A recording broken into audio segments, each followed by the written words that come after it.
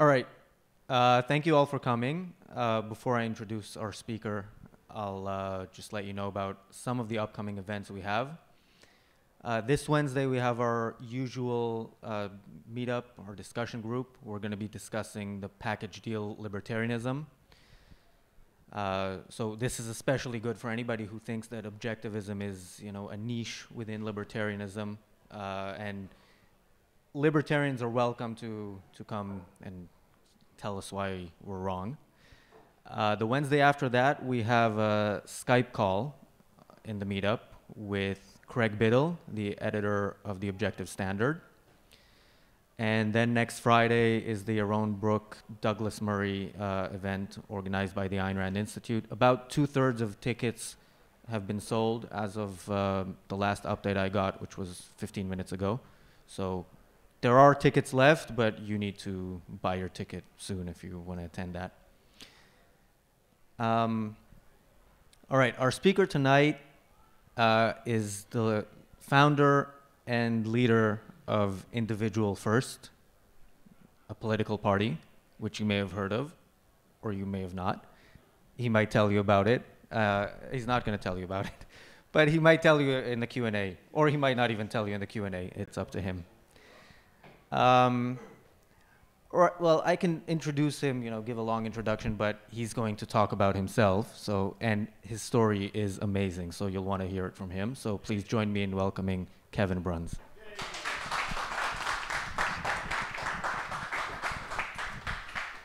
I don't know if it's amazing, but we'll find out. Okay. Two very, very great things happened in 1966, just over 21 years ago, obviously. England won the World Cup, and I was born. It's all right, don't cheer. For the first 18 months of my life, I failed to thrive. So I was underweight, didn't grow. Everything I ate came out the other end within minutes, so there's no digestion going on, and I was always very sickly. We went on holiday to Cornwall, and I was sitting in a field eating grass. And at the same time as I was eating grass, I was being sick and had very, very, very bad diarrhea. I didn't mind, I was 18 months. My parents took me to a local doctor, and he very quickly, which was unusual because all the other doctors hadn't been able to find what was wrong, diagnosed me with cystic fibrosis and gave my mum a letter and said, when you get back to London, give this to the doctors, this is definitely what's wrong. And apparently he found out just by kissing me on the forehead. It was very hot and I was very salty. And there was an old wives' tale back from the 1700s that a child that tasted salty when you kissed them wasn't long for this world. And so it turned out. When I was diagnosed at 18 months, the average lifespan was 10 years old. I didn't know that at the time. Luckily, my parents didn't know that until I was 7, when somebody dropped that bombshell on them.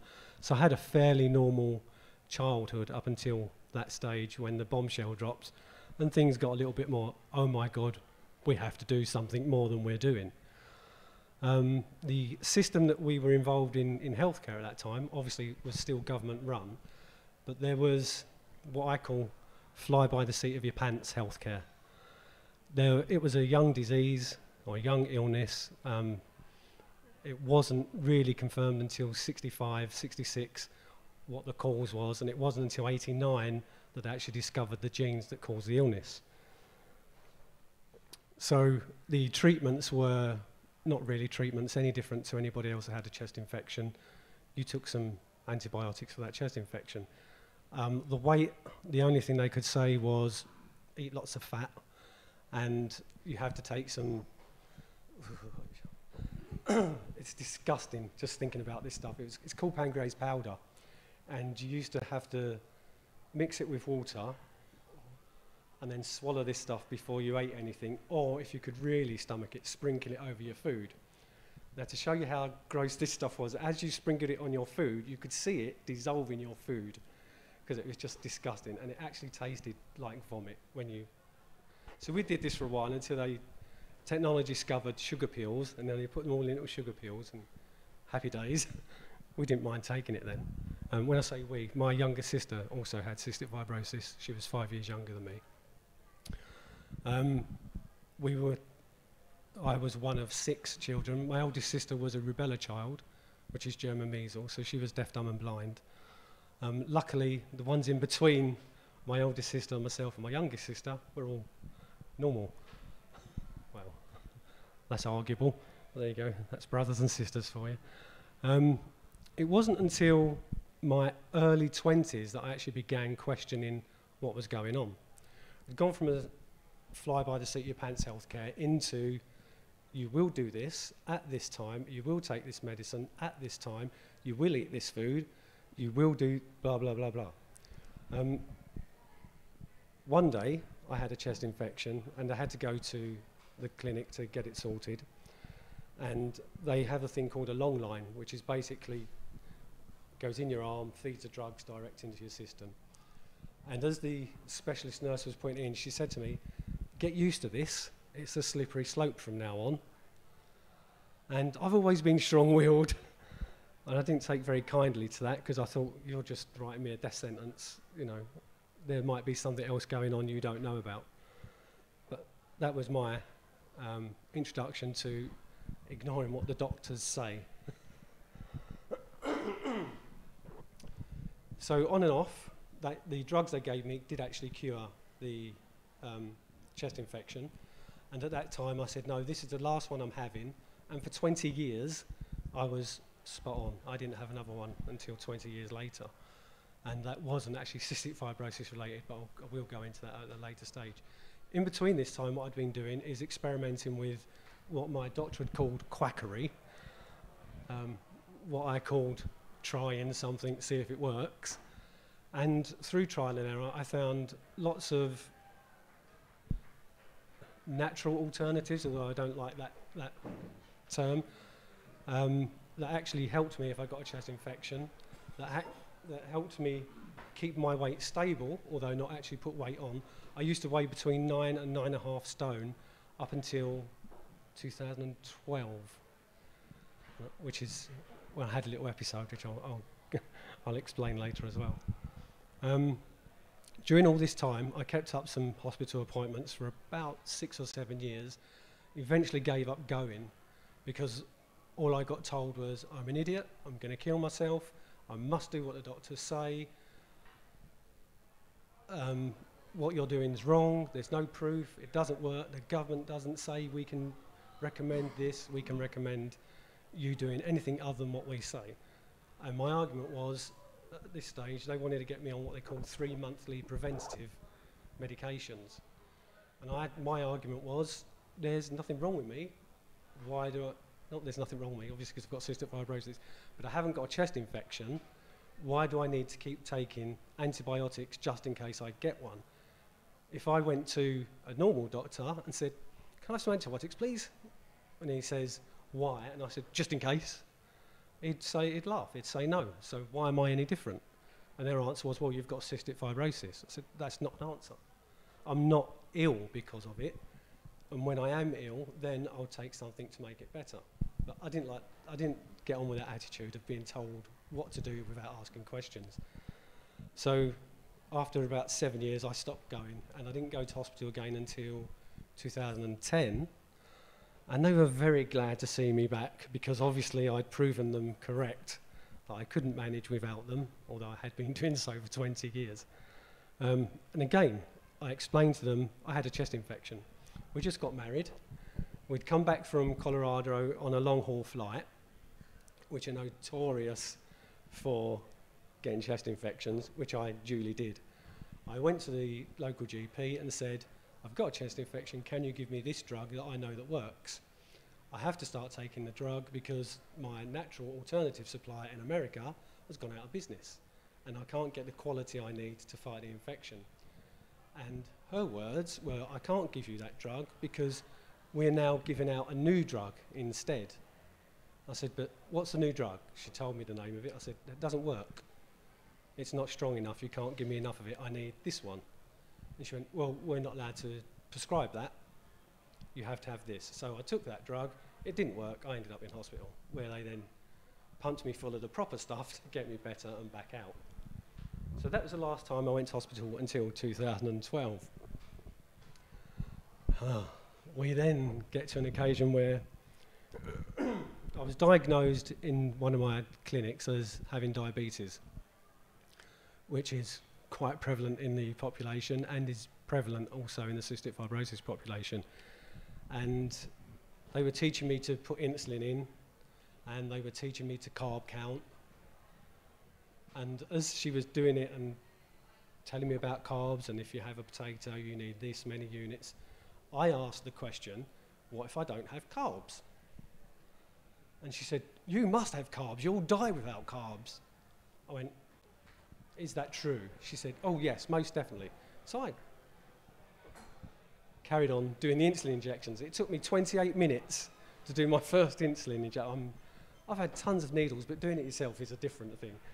So I sat there for 28 minutes like this with this insulin pen. Oh, I can't do it, I can't do it. And my wife's a nurse. So at this time, she was just laughing on the floor at me. Anyway, eventually I did it. I did it for a few weeks, and I just thought, I'm not doing this for the rest of my life. This is ridiculous. So I stopped eating carbs to see what would happen. Now, there's one thing that they are correct. If you don't eat carbs, you will die if you don't replace those carbs with energy from another source. Now, according to them, I couldn't drop carbs because I couldn't eat fat, too much fat, because fat's bad for you and it clogs your arteries and you'll get a heart attack and die. And you can't have too much protein because it'll give you kidney disease. So I thought, oh my God, I'm in a catch-22 here. Well, I happened to Google CF, diabetes, and blood sugar. And I was thinking cystic fibrosis CF. But it actually came up with a CrossFit guy. And this CrossFit guy was doing a diet called paleo. And he was using it to control his diabetes. And I thought, oh, what's this about? So when I emailed him, said, what are you doing? How do we get into this? This is what's wrong with me. What do you think? He said, what have you got to lose? I said, well, that's my attitude. Let's jump in. So I jumped in. I had a hospital appointment 2 weeks later of dropping carbs, and they did my blood sugar test, etc. Oh, what are you doing? I said, what do you mean, what am I doing? Well, your blood sugar's normal. I went, yeah, I know. Well, what have you done? Oh, I stopped eating carbs. Oh, you're going to be dead in 6 months. She went and got the head doctor. You're going to be dead in 6 months.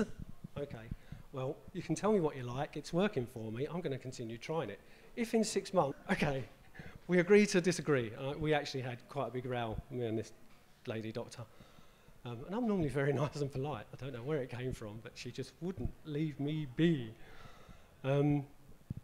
So I got into that. And within 6 months, I had normal blood sugars. And I had lost weight.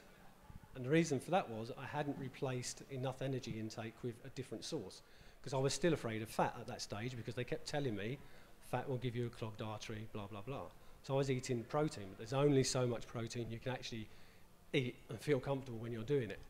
So I was eating about 2 grams per kilogram of body weight of protein, and then hardly like 5 to 10 grams of carbs a day from green veg, broccoli, stuff like that. So I thought, right, okay, I've got to jump in. I've got to eat some fat, otherwise I'm basically going to keel over. So I started researching fat. What's good fat, what's bad fat, what fat clogs your arteries, blah, blah, blah. It actually turns out no fat clogs your arteries. It's a complete myth. Carbohydrates get turned into fat that clog your arteries. And the reason in the modern diet that you get fat is that if you eat carbohydrates and fat together, the sugar is so poisonous to the body, it has to get rid of it first. So it burns it as energy. Then, what it should be burning as energy, fat, it stores it because it's busy getting rid of the poison, which is the carbohydrate. That's my theorem. My doctor thinks I'm mad. According to him, I was dead 6 years ago. So I'll stick with my theorem. In 2012, after having done this for 6 months, we were going away to a friend's wedding in Florida. And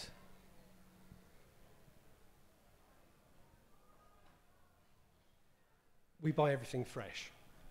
So because we were going away, we said, right, we can't have everything fresh this week. We'll buy some prepackaged stuff, bacon and stuff like that. And I walked down the supermarket, and there's this great deal on this bacon. And it was just on its sell-by date, and they were doing it cheap. I thought, okay, it's not going to stay in the fridge that long. I'll get it. Cooked it. Thought it tasted a bit funny, nothing special. Anyway, I had food poisoning for 4 days before we went away. Now, food poisoning for somebody that hasn't got cystic fibrosis is quite bad. If you've got cystic fibrosis, it's horrific, because not only are you losing weight, you're dehydrating very, very quickly. What then happens is, we go to Florida, and it's 89 degrees every day, and I'm continually dehydrating. So on the way home, I don't remember any of this. This is all told to me. On the way home, on the plane, I was quite delirious, and obviously my wife was really worried.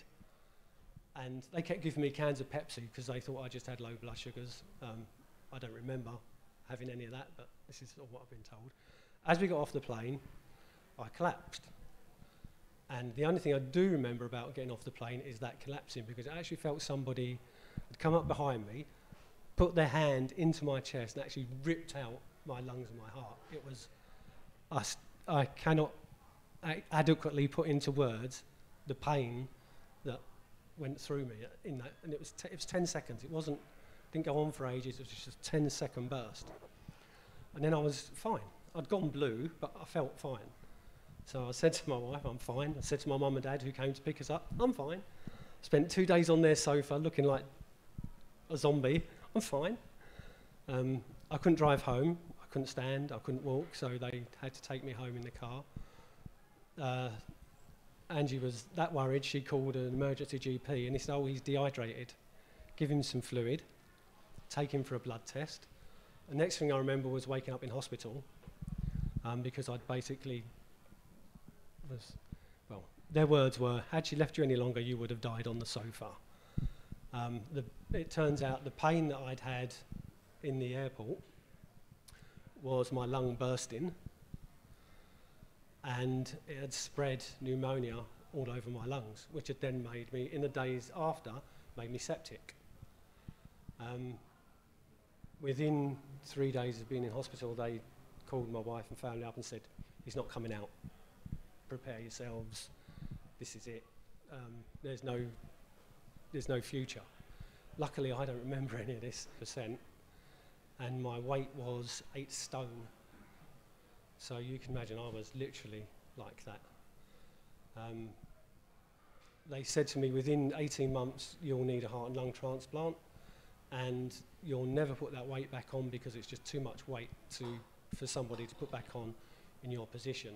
Your lung function will never go above 25%. This really is the slippery slope. Those words again. Now, me and slippery slopes don't get on. So when we got home, I ate in 3 months 1 million extra calories to what you should eat. And I went from, this is with no medication, no help from the hospital, other than being told I'm still an idiot. No carbs, still doing the paleo, but eating all the fat I could lay my hands on, which turned out to be coconut oil, 300 grams a day of coconut oil. So I put on 22 kilos in 12 weeks. And my lung function went from 23 to 38, which they couldn't understand. That's impossible, you haven't got that lung there to do that, etc., etc. Well, they're your numbers, you're telling me. Do you not believe your own numbers? Okay, we need to get you on insulin now, you're back up and running. I'm not taking insulin. Oh no, you really need to, because that's probably what caused your downfall. Okay, I'm not taking insulin. Well, if you're back here in 18 months, don't blame us. Okay, I won't blame you.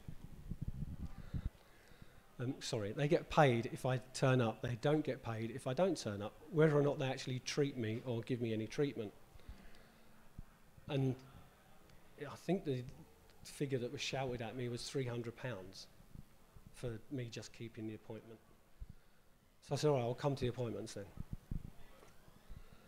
We then got to November last year, and I've got to backtrack because that's the episode, but there's stuff that went on before the episode that happened.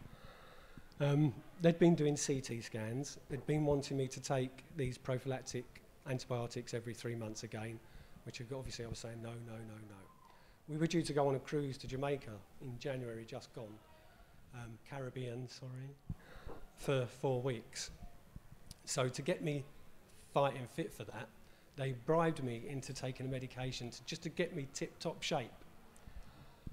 Within 5 weeks of taking, within 5 doses of taking this medication, Angie came home again and found me comatose. I'd had a drug reaction to this drug, ended up in A&E, had to have all the stuff they do to get rid of drug reactions. And sounds harmless to me, it's basically a saltwater solution. What I didn't realise was they were not doing the 0.3% that is the normal saline solution. They'd given me a 7% solution.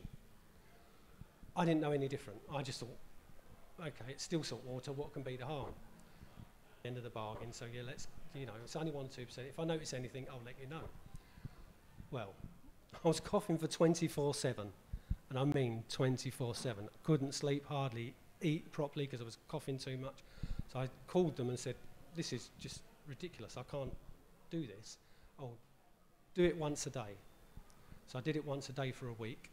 I can't do it once a day, it's just still, do it every other day. So I did it every other day.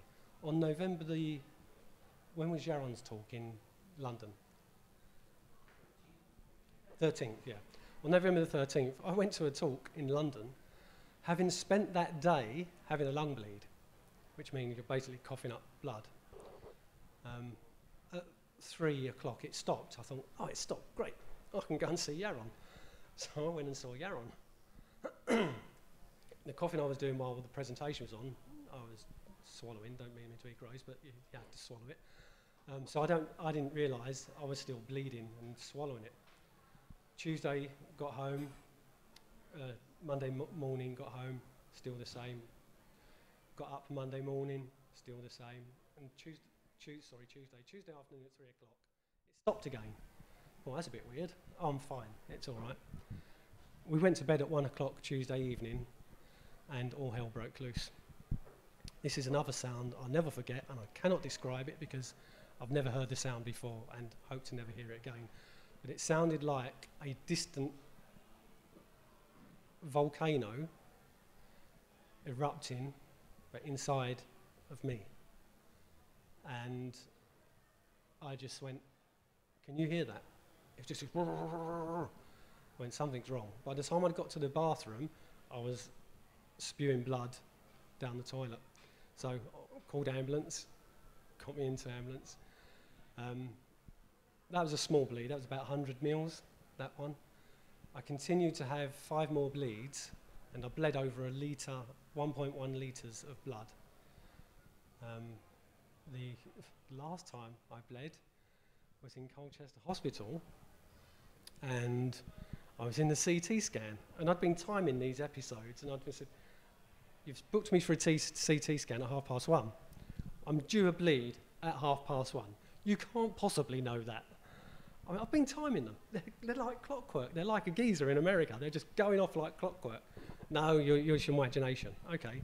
So I laid down in the CT scan, and it erupted all over their nice white CT scan, all over the nice white uniforms of the nurses.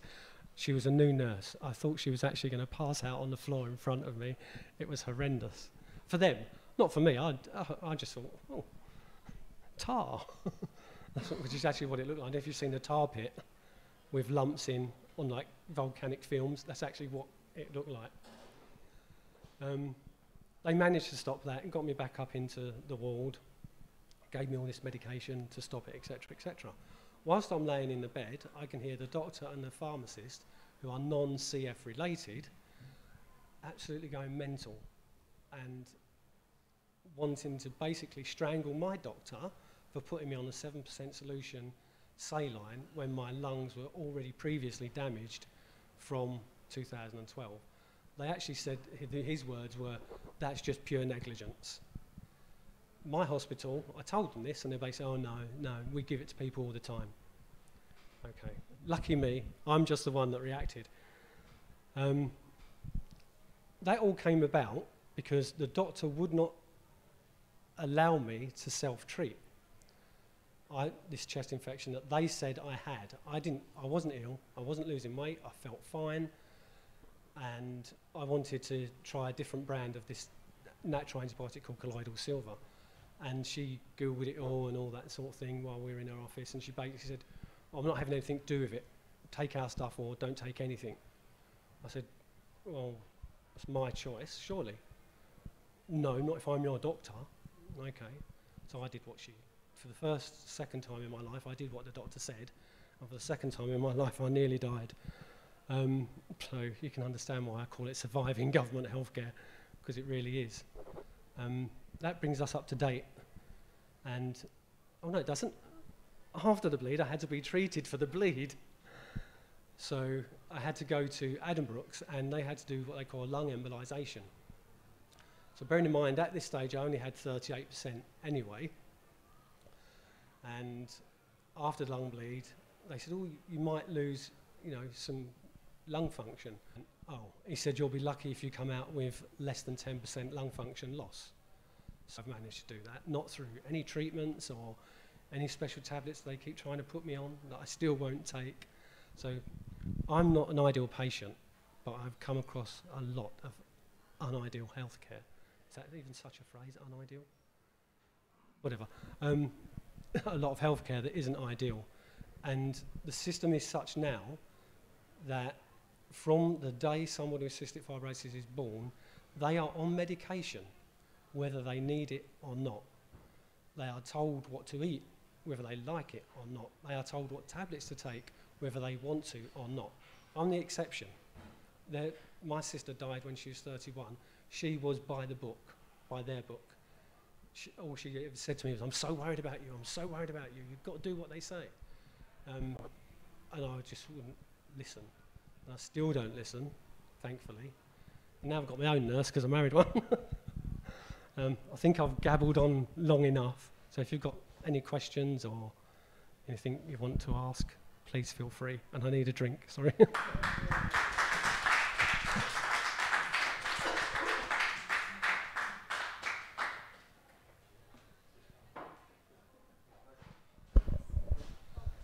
Have you tried to sue for negligence? Sorry? Have you tried to sue, like the doctors who are treating you, for negligence when you were given this like 7% saline? Right, when I haven't. Your lungs were already damaged. No, I haven't, because they never admit any liability to anything. Okay. And everything I say I think caused all these problems, they say, no, it's just cystic fibrosis. Because lung bleeds are common in CF, but they're not what I had. What I had was critical, chronic. The lung bleeds that people normally have are like 25, 50, maybe 100 mils. Anything over 100 mils is life-threatening. I had 1.1 litres of blood. The Addenbrooke's surgeon said I should never have survived the bleed, let alone be able to have, this 16-stone surgeon, I can't do that, pushing down on the entry point for about 25 minutes. I was black and blue. Because if they don't stop the bleeding, you're dead in like a minute, so they have to stop the bleeding. But that was fun. I didn't think it was anything serious until the guy looking after me, I don't know what they're called, carer or whatever, he went, "Get Simon now." I thought, there's something wrong in his tone. So yeah, that was fun and games. But yeah, if they take the wrong leg off, or the wrong arm, or the wrong body organ, it's easy to go, you did this wrong. If you've taken a medicine, they could put it down to umpteen things. The fact that I know that was the only difference in my routine, and I'd had such a severe reaction for 5 weeks, I was taking this on their behest, it doesn't take a genius to work out that's what's wrong. And since having stopped that, I haven't even had specs. So it's, 2 and 2 makes 4 in my book. I've got the microphone so I can ask a question. I mean, 10 years ago, I think I was out, took a client out for dinner, and he shared a similar story. And he told me how him having private health insurance saved him, whereas his friend who was on the NHS died of this pneumonic virus that they got. So from that day onward, 10 years ago, I started paying into a private health insurance, which I've never used for 10 years. Brilliant. But I don't even know what number to call, so that's great. But from what I understand, it's mostly fast access with the private health insurance. I'm still going to get the same doctors. And from what you're saying, it's the doctors that are a problem as well, not just the system. They don't know what they're doing as well. Right. So, right. So what do you think? Right. What do I think? The government healthcare. This is why I didn't want to call this a talk about the NHS. This is about government healthcare, because private healthcare is government healthcare still, because they're told what treatments they can offer, they're told what medications they can offer, so their doctors are governed by the government. So it's still government healthcare. I probably, in today's environment, wouldn't have any benefits to me going private, because my medication is CF specific and the government controls that. So it's government that is the issue. It's doctors. I can't really blame doctors. They're taught what they can do. If you're taught what you can do, over a course of time, you lose the ability to go, what else can I do? They've got a framework to work within, and they can't think outside of that framework.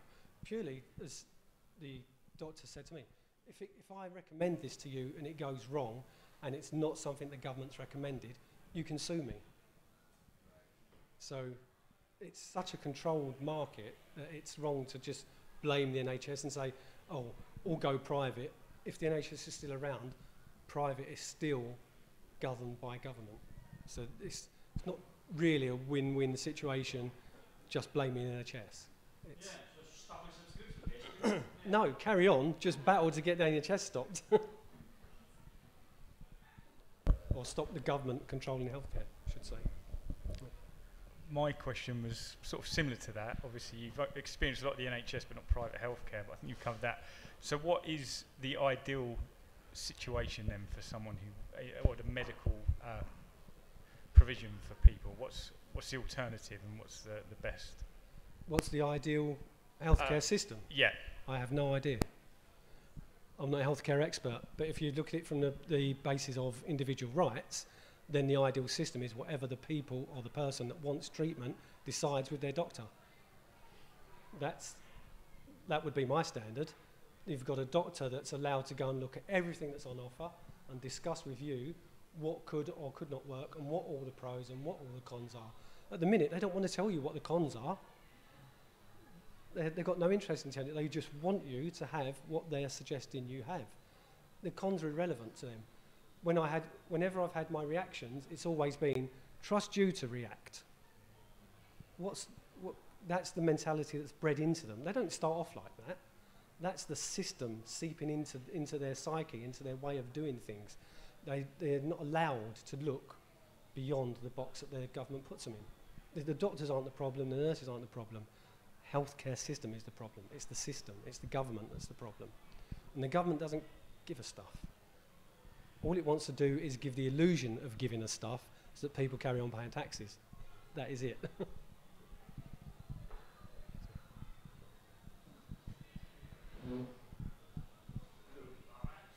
could just ask acoustically. Or do we need it for live stream? Yeah, sure. Sorry? Thanks. Great. What? So it's fortunately rare to speak to someone who is faced constantly with the prospect of death, which you have, it sounds like, kind of on and off throughout your life. I was wondering what kind of you could say about your resilience.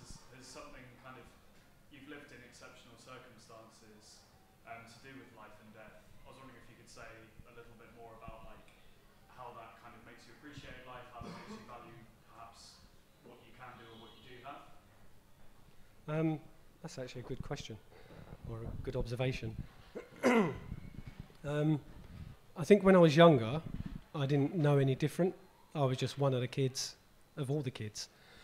We weren't treated any differently growing up by our parents. Obviously, when you've got 6 children and 3 of them are not normal, you've got your hands full, and you can't really treat the 3 that are ill any different to the other 3 that you've got, because it'd be mayhem.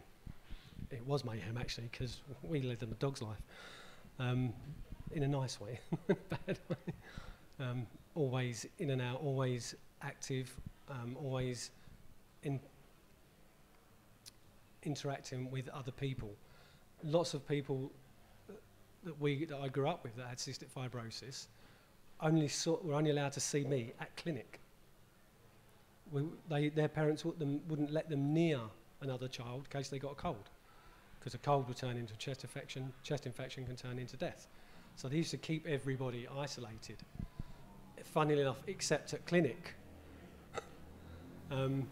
So that always I used to think that was quite strange, that we could meet up at clinic, but we couldn't meet up any other time. I've never thought of myself, I've never actually sat down and thought, oh, I'm really resilient. I've actually thought, you're a stubborn git. Status, this is the way it is, I'll question it. Unless I happen to agree it's the way it is, and I've arrived at a satisfactory way of determining that this is the way it is. And I've always been like that. I was like that at Sunday school. Why did they think it was great for Jesus to die on a cross for us? I don't want to die on a cross for anybody. Well, you know, I just couldn't. I got chucked out of Sunday school. I couldn't fathom that. So I've always been like it. When we were in history classes, I used to go, how do you know that? Whenever they said anything, because it's written in a book. Well, how does the person that wrote the book know? Was he there? Oh, that more than anything has kept me in good stead. I don't think it's a resilience as such. I think it's a wanting to know more. And I don't want to die. So my thinking is, if I'm willing to put my life in my hands, I'm happy with that.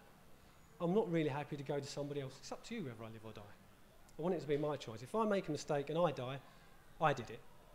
No one's going to sit there feeling guilty. No one's going to say, oh, could we have done this? Could we have done that? It was my choice. I made a mistake. I paid the price. Luckily, I haven't had to pay the price as yet. You never know. I could step out in front of a bus. We're all dying. I think just different times. So I don't dwell on it really. Is that right? I wanted to ask, how do you plan, or what do you plan on doing for future treatments, and what kind of advice do you have for someone who has a condition that's complicated or similar to yours? Future treatments, I think, are hindered by government. For instance, with cystic fibrosis, there's a drug called Orkambi. It's approved in lots of other places. It's not approved in the UK because we can't afford it. So there's possibly 7,000 people with cystic fibrosis that this could be a life-changing drug for, but the NHS can't afford it. Now, to my mind, I said, well, why don't all the CF people get together, go to some insurance company and see if they can get, not allowed. The government won't let the company sell it direct, pay for it. What if the people that need it can get together and pay for it? Why don't we give them the opportunity? It's not allowed. So with future medications, it's current medications. I think it's happening now. They are being hindered by government sanctions. It is sanctions. They're determining who lives, who dies, by the stroke of some pen, someone sitting in some office somewhere. You're a number on a sheet. There's no involvement. They don't. They've got the pretense of caring. They haven't got the actual emotion of caring. I think future treatments and potential developments are hindered by having government control over everything, because they say what you can and cannot do in your research. And a lot of research is government funded. So they won't fund certain things, they will fund other things. And the funding seems to be whatever's the hot topic for the day. Got something, green energy? You can have how much money you want. Want to save somebody's life? It's all down to government control. I'm anti-government control, as you can tell. I think innovation in medication has kind of ceased in this country in the way that I want it happening, in a free market where there's reward. There's too much profiteering out of health is bad attitude. Well, to me, the profit motive keeps people honest. Because if they're going to get paid for doing something and do something well, they're going to do it well. And if they make mistakes, they're going to pay for those mistakes. We don't need government. The market will do it. Sorry. I'm not here on that topic. No.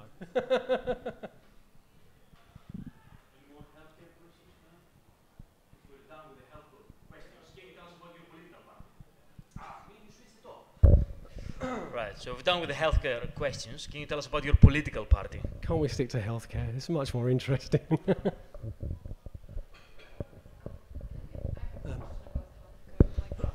Have you tried to get treatment in any other European country? The reason why I'm asking is because I heard this opinion that there is very big difference in attitude and approach to a patient in continental Europe and the way the health services there are organized, and in UK and US. I'm sorry, but I'm putting UK and US in the same basket, even though of course it's organized in a very different way. So just my curiosity, really, whether you have any observations. Okay. Not specifically treatment for being ill, but I was on holiday once in Greece, and I ran out of my digestive tablets. I'm like, oh my God, I didn't bring enough. How can you not bring enough tablets? You've been taking them for 40 years. And the hotel went, oh, just go down to the local pharmacy and you can buy them. Oh, can I?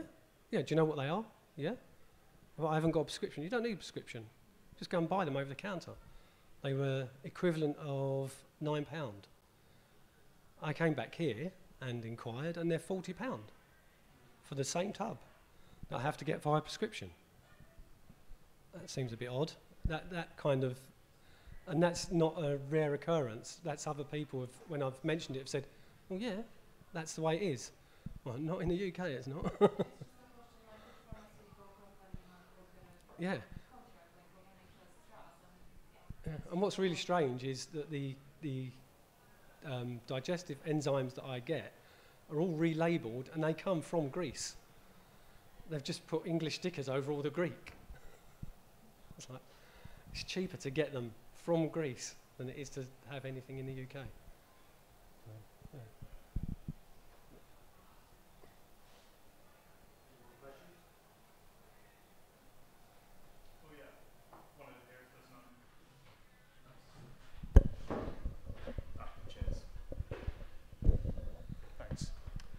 I wanted to hear about perhaps some specific instances of, in the wake of your illness, kind of efforts to life maximize things that you really enjoy doing, perhaps things that are kind of defiant of your condition as well, things that may not be, because it's great to hear that you've had successes where the state has definitely said you will be ill, you will die.